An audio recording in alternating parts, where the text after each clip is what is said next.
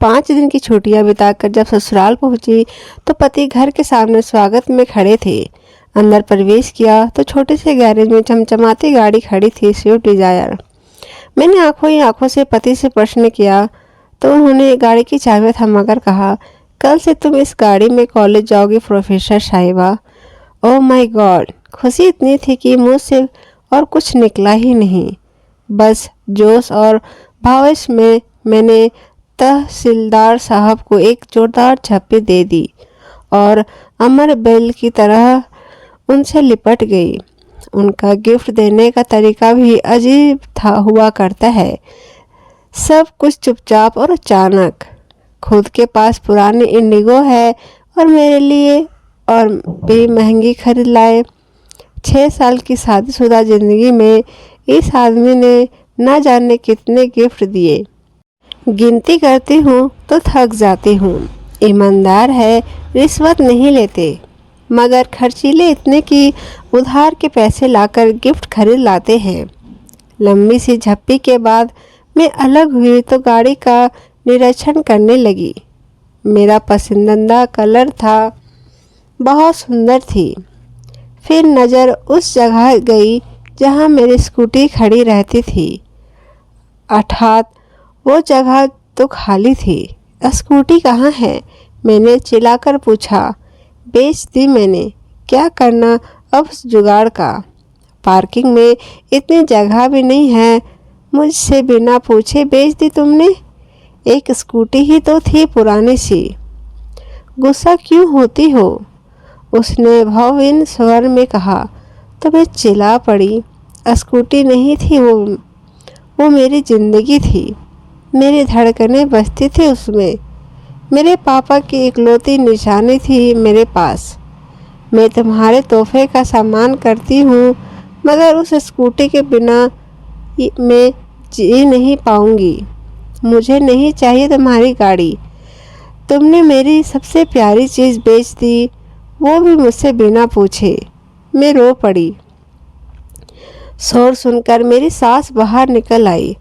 उसने मेरे सर पर हाथ फेरा तो मेरी रुलाई और फूट पड़ गई।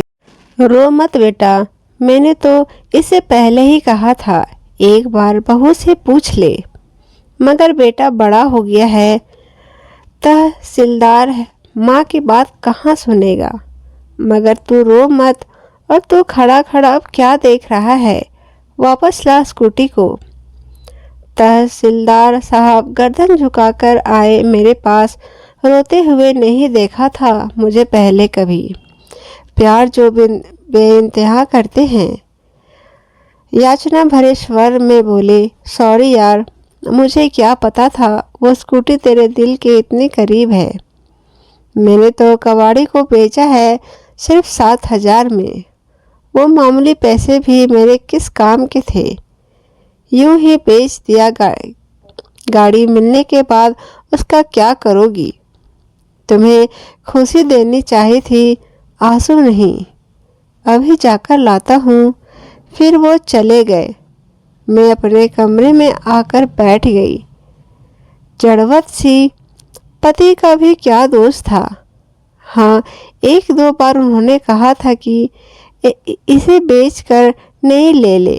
मैंने भी हंसकर कह दिया था कि नहीं, यही ठीक है। लेकिन अचानक स्कूटी न देखकर मैं बहुत ज़्यादा भावुक हो गई थी। होती भी कैसे नहीं, वो स्कूटी नहीं, औकात थी मेरे पापा की। जब मैं कॉलेज में थी तब मेरे साथ में पढ़ने वाले एक लड़की नई स्कूटी लेकर कॉलेज आई थी। सभी सहेलियां उसे बधाई दे रही थी। तब मैंने उससे पूछ लिया, कितने की है?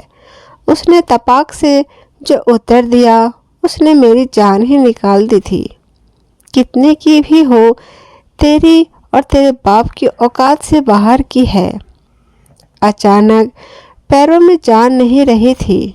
सब लड़कियां वहां से चली गई थी, मगर मैं वहीं बैठी रह गई। किसी ने मेरे हृदय का दर्द नहीं देखा था। मुझे कभी यह एहसास ही नहीं हुआ था कि वे सब मुझे अपने ही से अलग गरीब समझती थी। मगर उस दिन लगा कि मैं उनमें से नहीं हूँ। घर आई तब भी अपनी उदासी छुपा नहीं पाई। माँ से लिपट कर रो पड़ी थी। माँ को बताया तो माँ ने बस इतना ही कहा, छिछोरी लड़कियों पर ज़्यादा ध्यान मत दे, पढ़ाई पर ध्यान दे। रात को पापा घर आए तब उनसे भी मैंने पूछ लिया, पापा हम गरीब हैं क्या?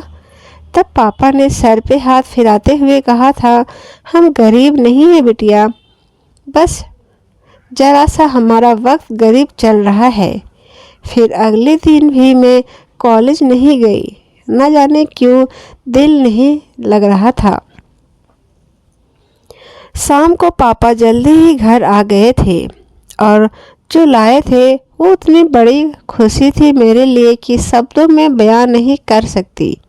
एक प्यारी सी स्कूटी, तितली सी, सोन चिड़िया सी नहीं, एक सफ़ेद परी सी थी वो। मेरे सपनों की उड़ान मेरी जान दी थी वो। सच कहूँ तो उस रात मुझे नींद नहीं आई थी। मैंने पापा को कितनी बार थैंक यू बोला याद नहीं है। स्कूटी कहाँ से आई, पैसे कहाँ से आए, ये भी नहीं सोच सकी ज़्यादा खुशी में। फिर 2 दिन मेरा परीक्षण चला। साइकिल चलाने तो आती थी, स्कूटी भी चलानी सीख गई।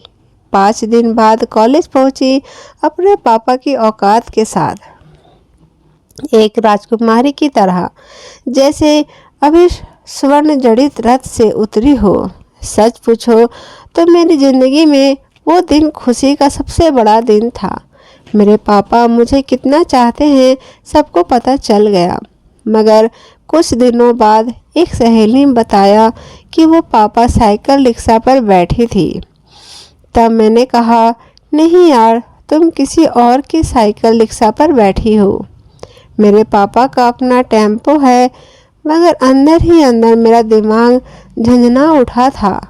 क्या पापा ने मेरी स्कूटी के लिए टेम्पो बेच दिया था? और 6 महीने से ऊपर हो गए, मुझे पता भी नहीं लगने दिया। शाम को पापा घर आए तो मैंने उन्हें गौर से देखा। आज इतने दिनों बाद फुर्सत से देखा तो जान पाई कि दुबले पतले हो गए हैं, वरना ध्यान से देखने का वक्त ही नहीं मिलता था। रात को आते थे और सुबह अंधेरे ही चले जाते थे। टेम्पो भी दूर किसी दोस्त के घर खड़ा करके आते थे। कैसे पता चलता बेच दिया है? मैं दौड़कर उनसे लिपट गई। पापा, आपने ऐसा क्यों किया? बस इतना ही मुख से निकला। रोना जो आ गया था। तुम मेरा गुरूर है बिटिया।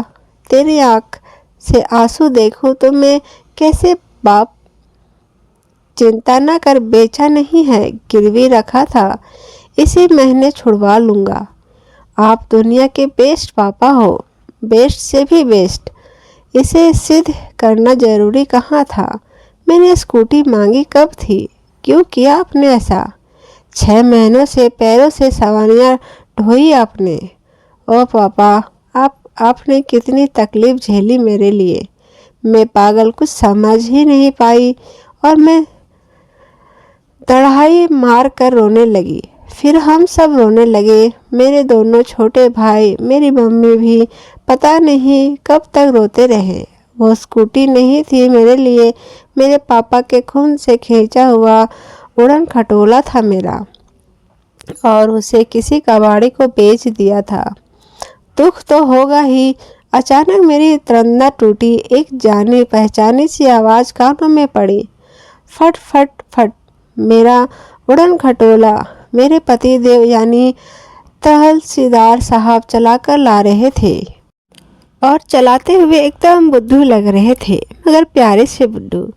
मुझे बेअंतहा चाहने वाले राजकुमार बुद्धू मेरा उड़न खटोला चाहे कैसे भी, मगर मेरे पापा की खून पसीने की कमाई से बना है, और मैं ये मुझे अपनी जान से भी प्यारा है। कितना कुछ करते हैं हमारा माँ बाप हमारे लिए, सोचकर दिल भर जाता है। उनकी जगह कोई नहीं ले सकता, कोई भी नहीं। सबके माता पिता सलामत रहे, बस यही दुआ है। तो दोस्तों उम्मीद करती हूँ आपको ये स्टोरी पसंद आई होगी। अगर ये कहानी अच्छी लगी होगी तो प्लीज़ मेरे चैनल को सब्सक्राइब करके मुझे सपोर्ट करिए दोस्तों। आपका दिल से धन्यवाद।